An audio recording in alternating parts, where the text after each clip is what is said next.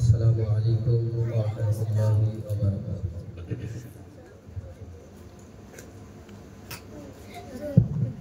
औज़ु बिल्लाहि मिनश शैतानिर रजीम।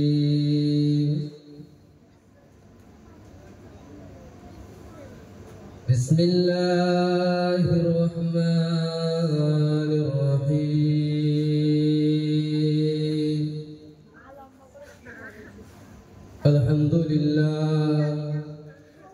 अल्हम्दुलिल्लाह नहमदुहु व नस्तईनुहु व नस्तगफिरुह व नु'मिनु बिही व नतवक्कलु अलैहि व नऊज़ु बिल्लाहि मिन शुरूरि अनफुसिना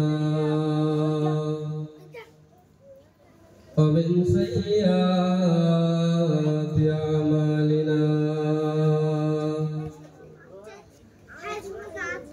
من يهده الله فلا مضل له ومن يضلله فلا هادي له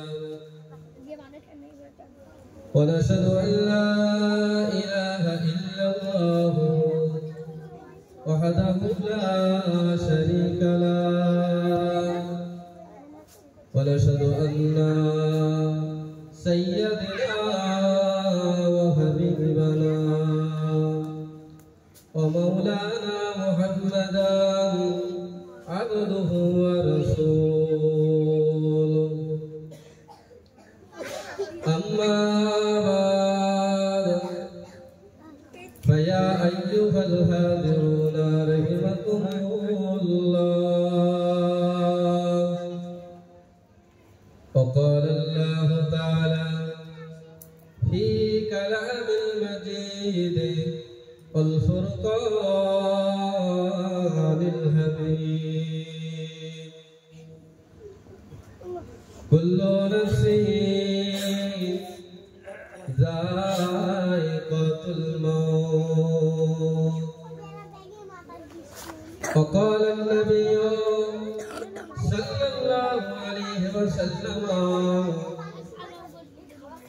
إذا مات الإنسان انقطع عمله إلا من ثلاثة إلا من صدقة جارية أو علم ينتفع به أو ولد صالح يدعو له.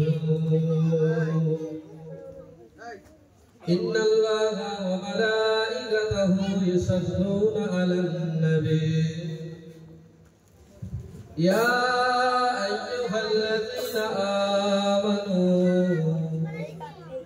صلوا عليه وسلموا تسليما. اللهم صل على سيدنا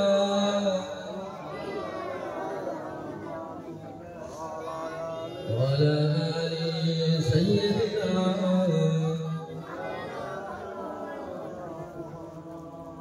मददगार जिसका रसूल खुदा हो उसे और हिम्मत का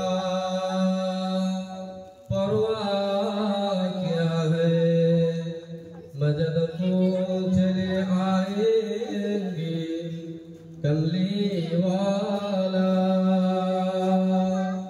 डूबते डूबते ही संभल जाएगा। अल्लाहुम्मा सल्लि अला सय्यदिना मौलाना मुहम्मद व अला आलि सय्यदिना। मेरे आँखों के पुतली में जलवा मुहम्मद का, मेरे दिल की आईना में नक्शा मुहम्मद का। कोई जन्नत में जाएगा, कोई दोज़ख में पहुंचेगा मदीना की तरफ दौड़ेगा दीवाना मोहम्मद का अल्लाहुम्मा सल्ली अला सय्यिदिना व अला आलि सय्यिदिना ज़मीनेर मालिक तुम्हें अल्लाह आसमानेर मालिक तुम्हें अल्लाह उम्मत हमरा रसूलुल्लाह बंदा हमरा तुम्हें अल्लाह पढ़ो ला इलाहा इल्लल्लाह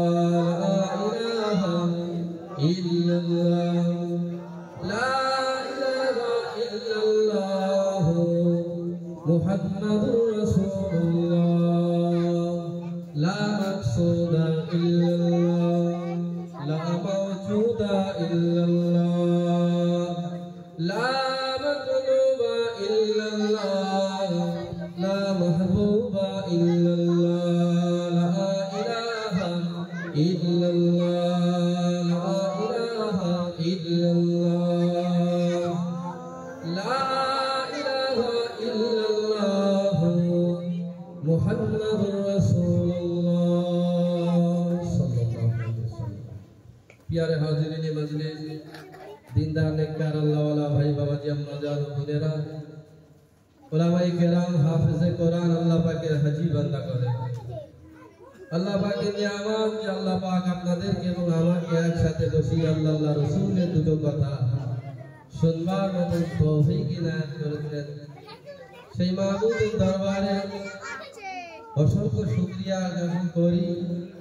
একবার অন্তরস্থল থেকে মহব্বতের সঙ্গে প্রাণ খুলে বলি আলহামদুলিল্লাহ। তারপরে যে নবীকে সৃষ্টি না করিলে আমি আপনি এই আসমান জমিন আমরা যা কিছু দেখতে পাই আল্লাহ পাক কিছুই সৃষ্টি করতেন না। সেই রাসূল করিম সাল্লাল্লাহু আলাইহি সাল্লামের দরবারে অসংখ্য দরুদের নজরানা সবাই একবার মহব্বতের সঙ্গে বলি সাল্লাল্লাহু আলাইহি ওয়াসাল্লাম। তোমরা একটু আওয়াজ বন্ধ করো বাবু, সামনে রাখো হট্ট করতে ঠান্ডায় বসে ভাই বাবজি অল্প কয়েক মিনিটের জন্য আপনাদের খেদমতে এসেছি। দু চার কথা আলোচনা, ভূমিকা বেশি লম্বা চওড়া না করে সরাসরি কোরআনুল কারীম থেকে একটা আয়াতে কারীম আমি তেলাওয়াত করেছি। কুল্লু নাফসিন যায়কাতুল মাউত, প্রত্যেক নফসকে মৃত্যুর স্বাদ মওতের মাঝে আল্লাহ শপথ কি চাকা মরণ প্রত্যেকের হবে, এ ব্যাপারে কোনো কারো সন্দেহ নেই। আচ্ছা, এই যাওয়ার আগে চিন্তা করেন কি নিয়ে যাব, আমাদের সাথে যাবে। আমরা এতগুলি মানুষ যে এখানে বসেছি একত্রিত হয়েছি, এমনি এমনি কি বসেছি? এখানে বসলে লাভ আছে না লস আছে? অবশ্যই লাভ। নবী করিম সাল্লাল্লাহু আলাইহি ওয়াসাল্লাম সাহাবা হুজুরদেরকে বলেছিলেন, ও আমার সাহাবারা, দুনিয়ার মধ্যে যদি কোথাও বেহেশতের বাগান দেখতে পাও কিছুক্ষণের জন্য হলেও সেখানে গিয়ে অবস্থান করো।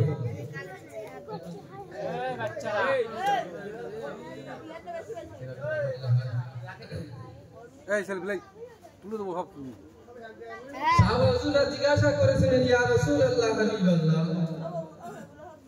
দুনিয়ার মধ্যে বেহেশতের বাগান আমার কোথায়? আল্লাহ রাসূল বলেছিলেন, যে জায়গায় কোরআন তেলাওয়াত করা হয়, হাদিস শরীফ তেলাওয়াত করা হয়, জিকির আজকার করা হয়, এই জায়গাগুলি হলো বেহেশতের বাগান। তো আমরা কোথায় বসে আছি এখন? এখানে কোনো শরিয়াত বিরোধী কোনো কাজ হচ্ছে মনে হয়? যা কিছু আলোচনা হবে কোরআন হাদিস এবং ইজমা কিয়াস, শরিয়াতের এক কথায় শরিয়াতের আলোচনা। অতএব রাসূলুল্লাহর কথা মতো আমরা এখন জান্নাতের একটা টুকরার মধ্যে বসে আছি বলি আলহামদুলিল্লাহ। এই জায়গায় বসে দোয়া চাইলে, তওবা করলে আপনার আমার জীবনের যত গুনাহ আছে আল্লাহ পাক চাইলে মাফ করে দিতে পারেন। এই মাহফিল শুধু আমি আপনি নয়, রাসূলের জামানায় হতো। আজকে মাহফিলটা থেকে খুবই আনন্দ লাগছে। একটা বিষয় হলো সবচাইতে বড় কথা, আমরা মনে করি কি এগুলো বাড়ির জলসা, ছোট জলসা। আসলে ছোট আর বড় বলে কিছু নেই। একটা জিনিস মাথায় রাখবেন, যেগুলো আমরা বড় জলসা মনে করি, 2 দিন 3 দিন ধরে হচ্ছে, বিরাট লাইটিং একেবারে দোকানপাট বসে লোকে লোকাল, মজলিসে গিয়ে দেখেন কি অবস্থা। আমরা তো যাচ্ছি হুজুরের সঙ্গে, আল্লাহ করে অনেক জায়গায় ঘোরাচ্ছে, আল্লাহ প্রত্যেকটা জায়গায় একই অবস্থা। একটা জিনিস মাথায় রাখবেন বাপ, রাসূলুল্লাহ যখন ওয়াজ মাহফিল করতেন, আর ওই আবু জেহেল আবু লাহাব যারা ইসলামের শত্রু, এই মাহফিলের ডিস্টার্ব ঘটানোর জন্য পাশে মেলা লাগাতেন। মেলা বাইরে বিদেশ থেকে একেবারে যারা কি বলে আপনার নাচ গান করে তাদেরকে ভাড়া করে নিয়ে আসা হতো এবং হট্টগোল সৃষ্টি করা হতো, মেলা লাগাতো, যে এই মাহফিলের ডিস্টার্ব ঘটানোর জন্য। এখন তাদের সেই আমরা যে সমস্ত জলসাগুলো বড় বড় জলসা মনে করি না, কিছুটা সেই রকম একটা মিল হয়ে যাচ্ছে। একদিকে চলছে জান্নাতের বাগান, আর অপরদিকে গুনার আড্ডা খায়। জানি না এই মাহফিলগুলো আল্লাহর দরবারে কতটা গ্রহণযোগ্য হবে, কিন্তু এটা আমি বলতে পারি আজকের এই জলসাটা সত্যি এটা একটা রহমতের মজলিস। দেখে এটা অনুভব করছি যে এখানে কোনো শরিয়াত বিরোধী এই সমস্ত কাজ হচ্ছে না। অতএব আল্লাহ পাক চাইলে মাহফিলটা কবুল করবেন ইনশাআল্লাহ। সাহাবাদের একজন আল্লাহ রাসূলের একজন সাহাবা হযরত সালমান রাদিয়াল্লাহু আনহু, তিনি একটা ওয়াজের মাহফিল কায়েম করলেন 40 জন মুসলমানকে নিয়ে। কতজন মুসলমান? 40 জন মুসলমান। মাহফিল হচ্ছে, এমন সময় এই মাহফিলের পাশ দিয়ে একটা রাস্তা চলে গেছে। ওই রাস্তা দিয়ে দেখছেন রাসূল করিম সাল্লাল্লাহু আলাইহি সাল্লাম হেঁটে হেঁটে কোথাও যেন যাচ্ছেন। হঠাৎ করে নজর পড়ল, সালমান রাদিয়াল্লাহু আনহু ছুটে ছুটে চলে গেলেন।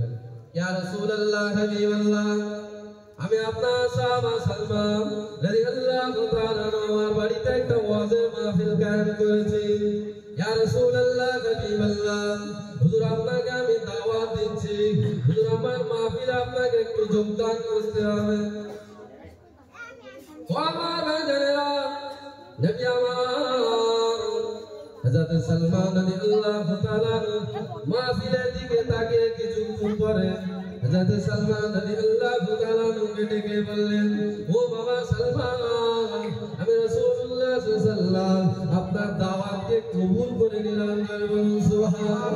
ও সালমান, আমি রাসূলুল্লাহ সাল্লাল্লাহু আলাইহি ওয়াসাল্লাম আমার চামড়া দুটা চোখে দেখতে আরম্ভ হয়েছে তোমাদের ওয়াজের মাহফিলে মানুষের মাথার উপর থেকে নিয়ে আল্লাহ পাকের রহমতের ফেরেশতা টপকার পরে টপকা বসতে বসতে জমিন থেকে আসমান পর্যন্ত ঠেকে গিয়েছে। সুবহানাল্লাহ। ও সালমান, আমি রাসূলুল্লাহ সাল্লাল্লাহু আলাইহি ওয়াসাল্লাম আপনাদের ওয়াজের মাহফিলে যোগদান করব। সুবহানাল্লাহ। ওয়াজের মাহফিলে আল্লাহর ফেরেশতারা আসে না রাসূলের কথা। আমার ভাইজানেরা, তবে দুঃখের বিষয় হলো এটাই, এই মাহফিলে বসার লোক খুব কম।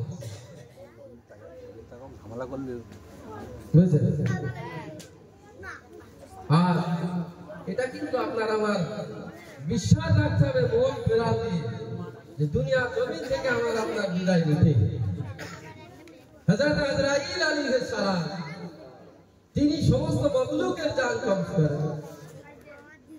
আল্লাহর বড় ফেরেশতা, তার দায়িত্ব হলো জান কবজ করা। তিনার নিজের জানটা একদিন নিজেকে বাদ করে দিবে।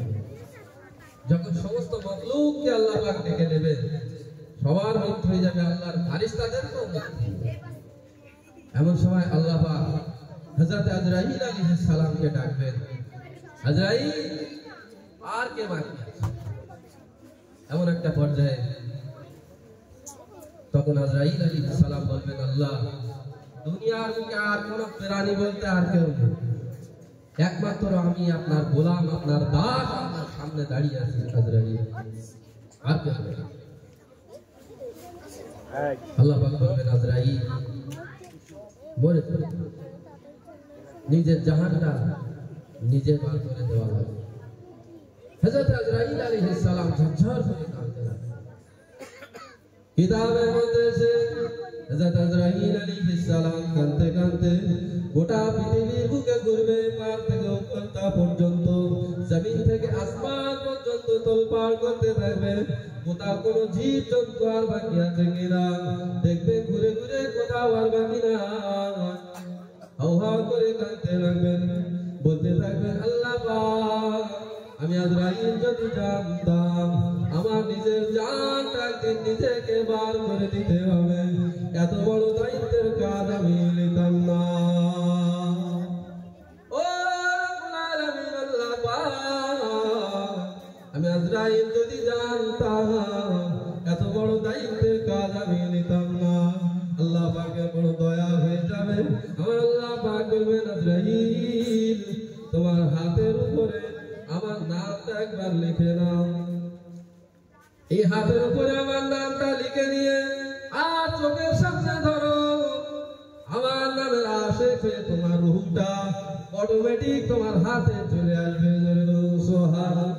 আমার আল্লাহ পাকের হুকুম পাওয়ার সাথে সাথে হযরত আজরাইল আলাইহিস সালাম আল্লাহ পাকের নাম মুবারকটা হাতের উপরে লিখে নিয়ে আর চোখের সামনে ধরে স্মরণ করতে থাকবে। এমন সময় দেখতে পাওয়া যাবে হযরত আজরাইল আলাইহিস সালামের জানটা রূহটা অটোমেটিক পার হয়ে আজরাইল আলাইহিস সালামের হাতে চলে আসবে।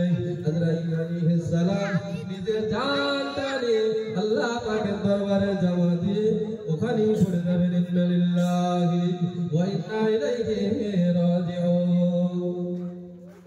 হযরত আজরাইল আলাইহিস সালাম তিনিও চলে যাবেন, বাকি আছে একমাত্র আল্লাহ পাক রব্বুল আলামিন। দুনিয়া আল্লাহ পাক ফাড়া করে দেবেন, লয় করে দেবেন, একেবারে কিছুই থাকবে না। তাম দুনিয়া একেবারে আমরা যেরকম ধান রোয়া কাদা করি জমি জোশের বাটুই দিয়ে একেবারে সব এই মতন অবস্থায় আল্লাহ পাক বলবেন লিমানিল মুলকুল ইয়াউম, আজকের দিনে রাজা বাদশা কেউ আছে? কোন দিক থেকে কোনো আওয়াজ পাওয়া যাবে না, কোনো শব্দ পাওয়া যাবে না। অবশ্যই আল্লাহ পাক নিজের জবাব নিজেই দিতে থাকবেন, লিল্লাহি ওয়াহিদুল কাহ্হার। আজকের দিনের বাদশা হলাম আমি আল্লাহ পাক রব্বুল আলামিন। বলে বলুন সুবহানাল্লাহ। কতদিন আল্লাহ পাক এইভাবে রেখে দেবেন আল্লাহই জানে। আমার ভাই জানেরা, সেই দিনের কথাটা মনে করে চিন্তা করে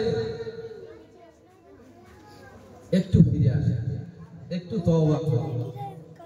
কবরের জমিনে যখন আপনি আমি চলে যাব, আর যাদের জন্য মাথার ঘাম পায়ে ফেলে সম্পত্তি বানালাম, ঘর বাড়ি বানালাম, কোন কাজে আসবে? টাকা পয়সা কোন কাজে আসবে? আমি আপনি যেদিন মারা যাব, হযরত আজরাইল আলাইহিস সালাম যখন আল্লাহর হুকুম হয়ে যাবে, এক সেকেন্ডের জন্য আর সময় দেবে না। দুনিয়ার জমিন থেকে আপনার আমার বিদায় করিয়ে দেবে। সেদিন এই ঘর বাড়ি টাকা পয়সা জমি জায়গা আত্মীয় স্বজন ছেলে মেয়ে বন্ধু বান্ধব কিছু সেদিন সঙ্গে যাবে না, কাজে আসবে না। শুধু একটা কাপড়ের কাপড় পরিয়ে দিয়ে 3.5 হাত মাটির তলা কাপড়ের কাপড়টা পরিয়ে দিয়ে শুইয়ে রেখে আসবে। আপনাকে যখন কবরের মধ্যে নামানো হবে, কবরের মধ্যে যখন নামানো হয়, লাশের মুখ কানা পশ্চিম দিকে ঘুরে দিয়ে আর ওই সময় একটা দোয়া পড়া হয়, বিসমিল্লাহি ওয়া আলা মিল্লাতি রাসূলিল্লাহ। পড়া হয় তো? আপনাদের পড়ে তো? লাশ কবরে নামিয়ে এক এক জায়গায় আমার এক এক কত আবার করতে হবে। ওসব দোয়া টোয়া বলার নেই, কোরআন হাদিসে নেই। আমার ভাই জানেরা, এই দোয়াটা মানে জানো? ওই সময় আপনি চিৎকার দিয়ে কাঁদতে থাকবেন, ও আমার আওলাদেরা, এই ঠান্ডা মাটিতে কেন আমাকে শুইয়ে রেখে চলে যাও? ঘর বাড়ি থাকতে, বিল্ডিং বালাখানা থাকতে আমাকে কেন একা ফেলে রেখে চলে যাও? এই কবরে আমি একা থাকতে পারবো না। ও ভাই জানেরা, ওই সময় আপনি চিৎকার দিয়ে কাঁদতে থাকবেন, আমাকে একা রেখে চলে যেও না। কিন্তু আল্লাহর হুকুম আপনার কান্না কোনো জিন্দা মানুষ সেদিন শুনতে পাবে না। ও আমার ভাইজানেরা, আমার বাজানেরা, ওই সময় আপনার কান্না জবাব দেওয়া বিসমিল্লাহি ওয়া আলা মিল্লাতি রাসূলিল্লাহ। হে আল্লাহর বান্দা, তোমাকে আল্লাহ রাসূলের উপরে শপথ করে দিলাম। আপনি ওই সময় আরো কাঁদতে কাঁদতে থাকবেন। ও আমার সন্তানেরা, মাথায় গান পায়ে ফেলে তোমাদের জন্য সম্পত্তি বানালাম, ঘর বাড়ি বানালাম, নিষ্ঠুরের মতো আমাকে একা ফেলে রেখে কোথায় চলে যাও? সারা গ্রামের মানুষ সবাই চলে যেতে পারে, তুমি আমার সন্তান, আমি তোমার মা, আমি তোমার বাপ, কত কষ্ট করে মানুষ করেছিলাম। আমার এই কান্না, আমার এই করুণ আওয়াজ, আমার এই আত্মচিৎকার কি তোমাদের কানে কি পৌঁছায় না? আমার ভাইজানেরা, জেনে দিন, এটা আল্লাহর হুকুম, কোন জিন্দা মানুষের কানে ওই আওয়াজ পৌঁছাবে না। কবরের জমিন থেকে উপরে উঠে এসে আপনার কান্নার আওয়াজ, আপনার কান্নার জবাব আল্লাহ পাক কোরআনুল কারীমের মধ্যে শিখিয়ে দিয়েছেন। মাটিটা বাড়িয়ে বলবে, বান্দা মিনহা খলাকনাকুম। পড়ে না বাড়ি যাওয়ার সময়? কবরের জমিন থেকে উপরে উঠে এসে মাটি দিয়ে বলবে, মিনহা খলাকনাকুম। আল্লাহ বান্দা, কেন এত কান্না কেন? এই মাটি থেকেই তো তোমাকে তৈরি করা হয়েছিল। অফিহা নুইদুকুম, আবার এই মাটিতে তোমাকে দাফন করলাম। ওয়ামিনহা নুখরিজুকুম তারাতান উখরা। হে আল্লাহর বান্দা, মনে রেখো, এই মাটি থেকে আল্লাহ পাক তোমাকে পুনরায় আবার উত্থাপন করবে। যত কান্না কাঁদেন না কেন, কেউ সেদিন শুনতে পাবে না, কোনো আওয়াজ কেউ পাবে না। মাটি চাপা দিয়ে রেখে চলে আসবে। কিয়ামত পর্যন্ত ওই কবরের খবর কেউ আর জানতে পারবে না। ও আমার ভাইজানেরা, বাজানেরা, আজকের দিন কবরের জমিনে যখন কেউ কারো হলো না, কাল কিয়ামতের ময়দানে মাশারে কঠিন হাসরের দিনে সেদিনও একই কথা। আল্লাহ কোরআন পাকে ফরমাচ্ছেন, ইয়াউমা ইয়াফিরুল মারউ মিন আখিহি ওয়া উম্মিহি ওয়া আবিহি ওয়া সাহিবাতিহি ওয়া বানিহি। নিজের ভাই, নিজের বাপ মা, নিজের সন্তান, ছেলে মেয়ে, কেউ সেদিন কারো চিনতে পারবে না। একটা নেকির জন্য যার কাছে যাবেন ফিরিয়ে দেবে, কেউ সেদিন সহযোগিতা করবে না। সেদিন আমার আল্লাহ পাক চাইলে আজকের এই মজলিসে এসে বসেছেন, একবার সুবহানাল্লাহ বলেছেন, একবার দরুদ শরীফ পড়েছেন, আলহামদুলিল্লাহ বলেছেন। এই মজলিস আল্লাহ পাক চাইলে ওই কঠিন মুসিবতের দিনে আল্লাহ নাজাতের ওসিলা বানিয়ে দেবেন। সুবহানাল্লাহ। আমার ভাই যাবে সেদিন একমাত্র কাজে আসবে কি? বিশাল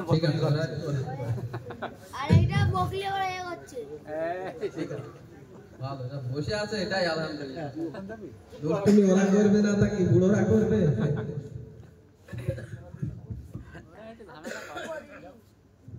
তুই তো করছিস। আমার ভাই বাবজি, কিয়ামতের কঠিন হাসরের দিনে সেদিনও এই নিজের আমল ছাড়া কিছু কাজ হয় না। ঘর বাড়ি, টাকা পয়সা, জমি জায়গা, আত্মীয় স্বজন, ছেলে মেয়ে কিছু কাজে আসবে না। আল্লাহ রাস্তায় যতটুকু ব্যয় করে যাবে, আর যদি সন্তান দুনিয়ার মধ্যে রেখে যেতে পারে। আমরা সবাই জানি কিয়ামতের দিন আল্লাহ পাক আমাদের কাছে হিসাব নেবে। কি জিজ্ঞাসা করবে? কিয়ামতের দিন আল্লাহ পাক 5টা প্রশ্ন করবে বান্দাদের কাছে। 5টা প্রশ্নের বিভিন্ন শাখা হতে পারে, মূল প্রশ্ন হবে 5টা। তার প্রথম নাম্বার প্রশ্ন হবে, বান্দা দুনিয়ার বুকে নামাজ পড়েছিলে? আমি আল্লাহ পাক 18,000 মাখলুকাত সৃষ্টি করেছিলাম, তার 17,998 জনকে আমি আল্লাহ পাক তাদের মাথাটা হেড করে সিজদা করে দুনিয়ায় পাঠিয়েছি। দেখেন, গরু বলেন, ছাগল বলেন, হাঁস মুরগি, সমস্ত পশু পাখি, গাছপালা, সবাইকে আল্লাহ পাক মাথা হেড করেই পাঠিয়েছে। তার মানে কি ওদের সিজদা করেই পাঠিয়েছে। শুধুমাত্র মা খলাকুল জিন্না ওয়াল ইনসা ইল্লা লিয়াবুদুন, শুধুমাত্র জিন এবং ইনসানকে আমি আল্লাহ পাক মাথাটা স্ট্রেট করে সোজা করে এবং তাদের ব্রেন বুদ্ধি দিয়ে দুনিয়ার বুকে পাঠিয়েছিলাম। গরু ছাগলে উড়োজাহাজ চালায়, মোটরসাইকেল চালায়, এই ব্রেন বুদ্ধি দিয়েছে কার? সৌদি আরবে বসে এখান থেকে কথা হচ্ছে বিনা তারে। এই ব্রেনটা দিয়েছে কে? আল্লাহ পাক দিয়েছে। অন্য কোন পশু পাখি দুনিয়ার এত আল্লাহর সৃষ্টি তাদেরকে আল্লাহ দিয়েছে? দেয়নি। অতএব হিসাব নিতে হবে এই দুজনকে, জিন এবং ইনসানকে। তার মধ্য দিয়ে ইনসান হলো শেষ। রব্বুল আলামিন বলবে, বান্দা তোদের মাথাটা স্ট্রেট করে সোজা করে আমি আল্লাহ পাক তৈরি করেছিলাম, কত সুন্দর করে বানিয়েছিলাম। ও আমার বান্দা, দুনিয়ার বুকে মাথাটা কোথায় নত করেছিলি বান্দা? কোন গাছের গোড়ায়, কোন মাটির মূর্তির সামনে, কোন মানুষের সামনে, কোন শক্তির সামনে কোথায় মাথাটা নত করেছিলি বান্দা? কোথায় সিজদা করেছিলি বান্দা? একবার বল না বল, আমি আল্লাহ পাক আমাকে সিজদা করেছিলিস কিনা? সবাই এক বাক্যে বলবে, হ্যাঁ আল্লাহ আপনাকেই সিজদা করেছিল। আল্লাহ পাক বলবেন, অন্য বেধর্মীরা এমন করে প্রত্যেকে সবাই বলবে, আল্লাহ আমরা আপনাকেই সিজদা করেছিলাম। আল্লাহ পাক বলবে, আমাকে সিজদা করেছিলে কেমন ভাবে? আজকে আমার সামনে সিজদা দিয়ে দেখাও। ও আমার ভাইজানেরা, বাবাজিরা, আল্লাহর হুকুম পাওয়ার সাথে সাথে আল্লাহর একদল বান্দা যারা প্রকৃতপক্ষে নামাজ পড়তো, 5 ওয়াক্ত নামাজ বা জামাতের সঙ্গে আদায় করতো, আল্লাহ এই সমস্ত বান্দা বান্দীদের মাথাটা নিচু হয়ে যাবে, বিসমিল্লাহি আল্লাহু আকবার বলে সিজদায় পড়ে যাবে। সুবহান। আর যারা নামাজ পড়তো না, নামাজীদেরকে কষ্ট দিয়েছে দুনিয়ার মুখে, নামাজীদেরকে আরো ঠাট্টা করতো। এমন লোক আছে না? বলে আমি নামাজ পড়ি না তাই কি আমার ঈমান ঠিক আছে? এমন বলা লোক আছে না? সমাজে অনেক। আমার ভাইজানেরা, কান খাড়া করে শুনে রেখে দাও, নামাজ যে ব্যক্তি পড়ে না তার ইসলামে 4 পয়সা দাম। প্রথম লাইনে যদি আপনার প্রথম প্রশ্নের উত্তর যদি আপনার ঠিকভাবে না দিতে পারেন, আর 4টে প্রশ্ন এমনি বেঁধে যাবে। নামাজের ব্যাপারে যারা সাবস্ক্রাইব হয়ে যাবে, ফাইনালি হয়ে যাবে, পাস করে যাবে, আর প্রশ্নগুলো তাদের জন্য আসান হয়ে যাবে। এরা তৈরি হয়ে যাবে সেজদা যাওয়ার জন্য। আল্লাহ পাকের নাফরমান বান্দারা সিজদা যাওয়ার জন্য তৈরি হয়ে যাবে, কিন্তু আল্লাহ হুকুমে তাদের ঘাট থেকে নিয়ে, পিঠ থেকে নিয়ে তক্তা বানিয়ে দেবে আল্লাহ পাক। তারা সিজদা যাওয়ার জন্য জবরদস্তি করবে, কিন্তু তারা সিজদা দিতে পারবে না।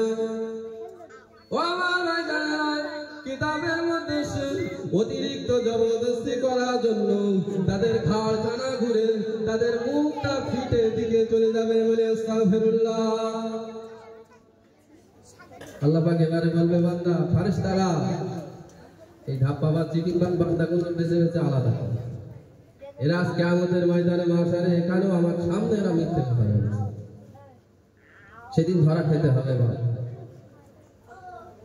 নামাজ হচ্ছে বেহেশতের চাবি, আমরা শুনেছি কেমন চাবি বুঝতে পেরেছেন? এই জায়গায় গিয়ে প্রথম নাম্বারেই সব ধরা খেয়ে যাবে যে ব্যক্তি নামাজ না পড়ে। আল্লাহ পাকের একদল নেককার বান্দারা তাদেরকে ডেকে ডেকে আল্লাহ পাক তাদের ডান হাতে করে আমলনামা দেবে, সম্মুখ দিয়ে তাদের ডান হাতে করে আমলনামা দেবে। আল্লাহ পাকের নেককার বান্দার বান্দীরা ডান হাতে আমলনামা পেয়ে খুশিতে বাগে বাগ হয়ে যাবে, খুশিতে বাগে বাগ হয়ে আল্লাহ পাকের কাছে জিজ্ঞাসা করবে, আল্লাহ পাক দুনিয়ার মুখে আমরা যে নেকির কাজ করেছিলাম, এত নেকির কাজ তো করি না, কে আমাদেরকে এত নেকি দিল? নেকির কাজ আমরা করেছিলাম, এত নেকির কাজ আমরা করি না, আজকে আমাদের ময়দানে মাশারে কে আমাদের এত নেকি দিল?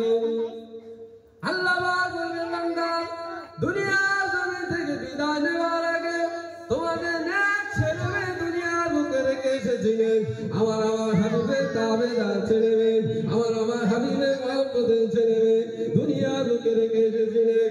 আজ তারা দান করছে, হজ করছে, যাকাত দিচ্ছে, ফিতরা দিচ্ছে, গরিবদেরকে বস্ত্র বিতরণ করছে, গরিবদেরকে খাওয়াচ্ছে, ইমাম সাহেবদেরকে নিয়ে দাওয়াত করে সাবিরা কদম দিচ্ছে, মিলাদ শরীফ করছে। এই সমস্ত নফল আমলগুলো আপনাদের মুখের কন্ট্রোল করে দিয়েছিল। সেই সমস্ত আমলগুলো আমি আল্লাহ পাক হাওয়ায় উড়িয়ে দিই না, সমুদ্রের পানিতে ভাসিয়ে দিই না। সেই সমস্ত নেকিগুলো তোমাদের নামায় জমিয়ে জমিয়ে রেখেছিলাম। আজকে আমাদের ময়দানে মাশারে নেকির একটা পাগাল হয়ে গিয়েছে। জোরে বলেন একটু সুবহানাল্লাহ। নেক সন্তান দুনিয়া রেখে গেলে কি হবে? ঠিক তার বিপরীত এই নাফরমানদেরকে যখন আমলনামা হাতে ধরিয়ে দেওয়া হবে, এরা নিতে চাইবে না, বলবে আল্লাহ এমন কাজ আমি করেই নিতে নিয়ে আসবো, ভুল হয়ে যাচ্ছে। কার আমলনামা কাকে দিতে নেই আমার না, অস্বীকার করবে। আল্লাহর ফারিস্তা পুরো সিসি ক্যামেরা আমাদের এখন যেটা হয়েছে না দেখেননি, এখান থেকে 1 মাস আগে 2 মাস আগে কি হয়েছে এটা খুললে সব পাওয়া যায়। এরকম ভিডিও ফুটেজ দুনিয়ায় কোন জায়গায় বান্দা কোথায় কি করেছিলেন সব কিছু তাদেরকে দেখানো হবে। এরপরেও বলবে না এরকম কাজ আমরা করি। আমলনামা নিতে অস্বীকার করবে, যেমন কাজ আমরা করিনি। কেন বলেন তো? দুনিয়ায় পাবজি রেখে গিয়েছিল, পাবজি, ফ্রি ফায়ার, বোঝেন তো? মোস্তানি মেরে বেড়ানো দেখেননি? মোবাইল নিয়ে গেম খেলা দেখেননি? ছেলেরা কি করছে এখন? যত সব অন্যায় অপরাধ করে বেরিয়েছে, গান বাজনা থেকে শুরু করে গুনার কাজ যেমন করেছে। আর ওই আপনার সন্তান আপনার খেয়ে বড় হয়েছে, আপনারই রক্ত, সে যদি নামাজ পড়ে দোয়া করলে আপনার কবরে যদি সব দেওয়া যায়, নেক কাজ করলে যদি সব আপনার কবরে পৌঁছায়, তো অসৎ কাজ করলে তার ভাগ আপনার নিতে হবে না? হবে না? এইভাবে করে জমা হয়ে হয়ে দেখা যাবে কি হলো, আমি এত গুনার কাজ করিনি অথচ আমার এতটা গুনাহ হয়ে গেল। কিতাবের মধ্যে এসে ওই বান্দা বান্দিগুলো যখন আমলনামা নিতে চাইবে না, আল্লাহর ফারিস্তারা তো রাগম্বিত হয়ে যাবে। কোটি কোটি সিংহের মতো বজ্র আওয়াজ করে তাদের মাকে ধরে এক ধাক্কা মেরে বুকের ভিতর দিয়ে ঢুকিয়ে পিঠ দিয়ে আল্লাহ বাগটা টেনে বার করবেন। পিঠ দিয়ে টেনে বার করে তাদের পিছন দিক দিয়ে আমলনামা দেবে। বলি আস্তাগফিরুল্লাহ। সেদিন পার পাবো তো? নেক সন্তান দুনিয়া রেখে যাওয়া যায়।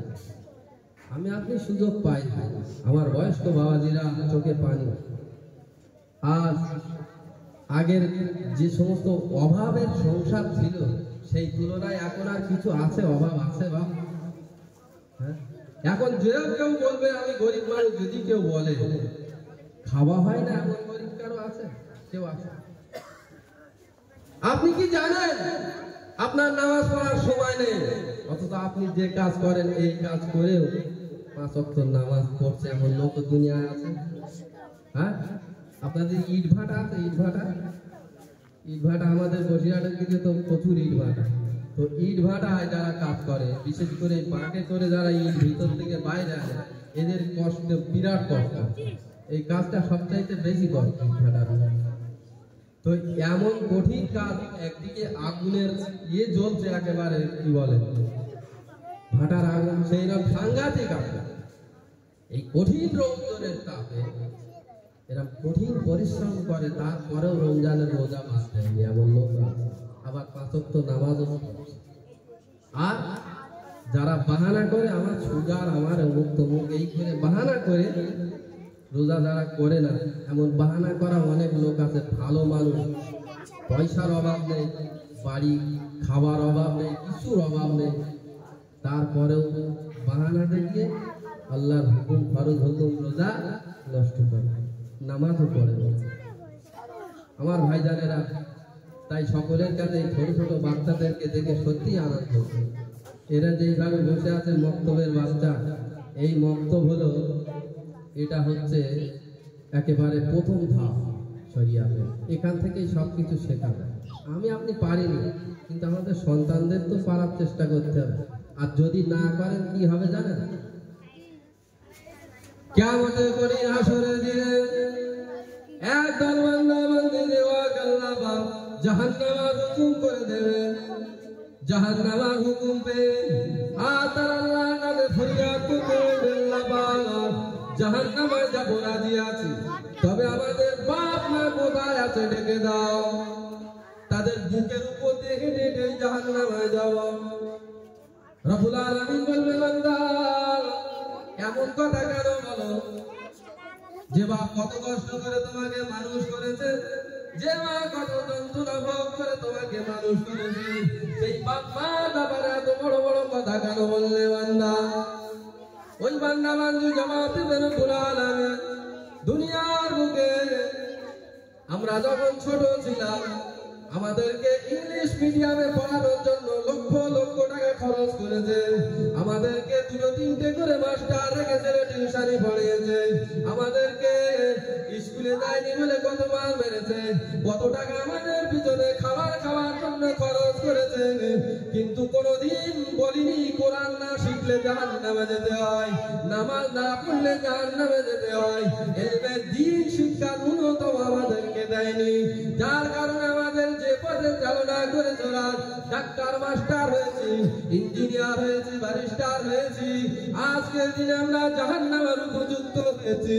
রব্বুল আলামিন আল্লাহ আজকে জাহান্নামী হওয়ার একটাই বড় কারণ, সেটা হলো আমার বাপ মা। অতএব বাপ মা কোথায় আছে ডেকে দাও, তাদেরকে নিয়ে অথবা তাদের বুকের উপর দিয়ে হেঁটে হেঁটে জাহান্নামে যাও। আল্লাহ পাক ওই বান্দাদেরকে ডাকবে, জিজ্ঞাসা করবে, এই ছেলেরা যা বলছে, তোমার সন্তানেরা যেগুলো বলছে এটা ঠিক? সবাই বলবে না, সব জায়গায় অস্বীকার করবে।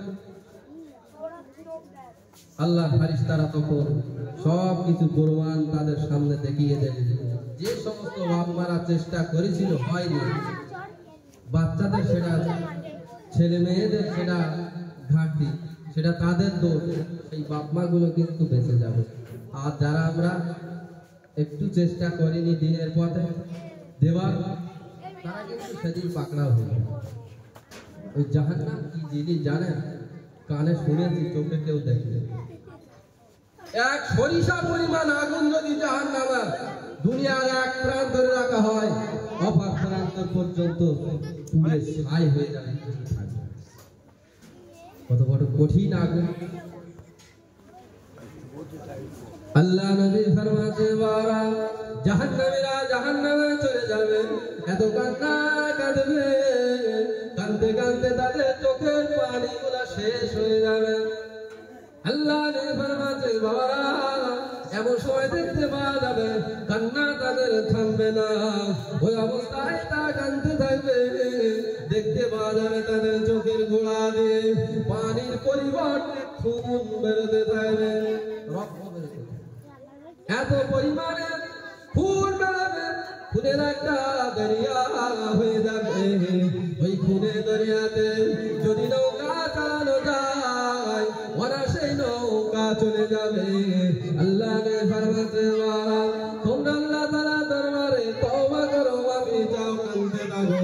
যে ব্যক্তি আল্লাহর ভয়ে কাঁদে, যার চক্ষু দিয়ে পানি বের হয়, ওই পানির তুষারটা যদি মুখ দিয়ে গড়িয়ে চলে যায়, আল্লাহ নে ফরমাতে ওয়ারা আল্লাহ তাআলা ওই বান্দা বান্দীদেরকে আযাবে জাহান্নামের মধ্যে ঢোকাবেন না।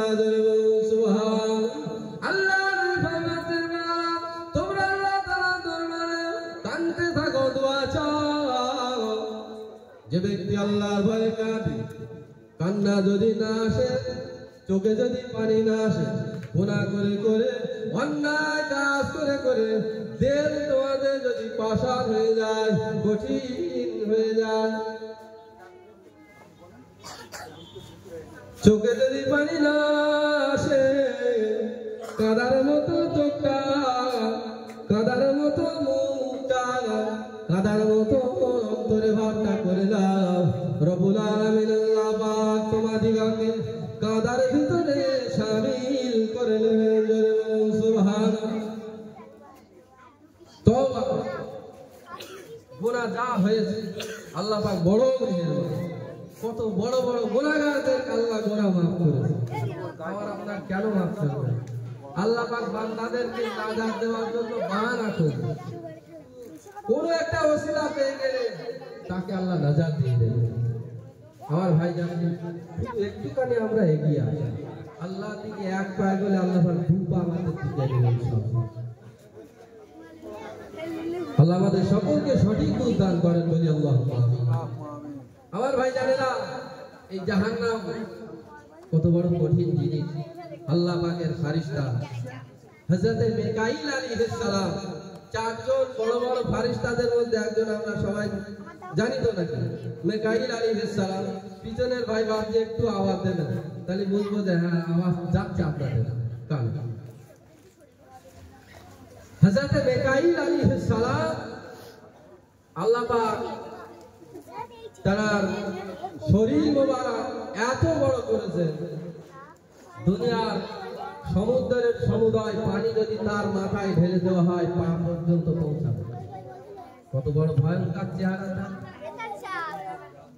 এক তারিখে রাসূল করিম সাল্লাল্লাহু আলাইহি ওয়াসাল্লামের দরবারে আল্লাহর ফেরেশতা জিবরাইল আলাইহিস সালাম এসে হাজির হয়েছে। আল্লাহ রাসূল জিজ্ঞাসা করলেন, ভাই জিবরাইল, আপনি আমার দরবারে বহুবার এসেছেন, অনেকবার আপনার সঙ্গে দেখা সাক্ষাৎ হয়েছে। হযরত মিকাঈল আলাইহিস সালাম তিনিও আমার দরবারে অনেকবার এসেছে, দেখা সাক্ষাৎ হয়েছে, কিন্তু কোনদিন হযরত মিকাঈল আলাইহিস সালামের মুখে আমি হাসি দেখতে পাই না। কি ব্যাপার? ফেরেশতা জিবরাইল আলাইহিস সালাম জবাব দিয়েছিলেন, ইয়া রাসূলুল্লাহ, ইয়া হাবিবাল্লাহ, আল্লাহ পাক যখন জাহান্নামকে সৃষ্টি করলেন 3000 বছর ধরে জ্বালিয়ে জ্বালিয়ে উত্তপ্ত করেছেন। জাহান্নামের আগুন প্রথম হলো সাদা বর্ণ, তারপরে লাল, তারপরে কালো ঘোর অন্ধকার মতো অবস্থা। সেই অবস্থায় আজও আছে। আল্লাহর ফেরেশতা মিকাঈল আলাইহিস সালাম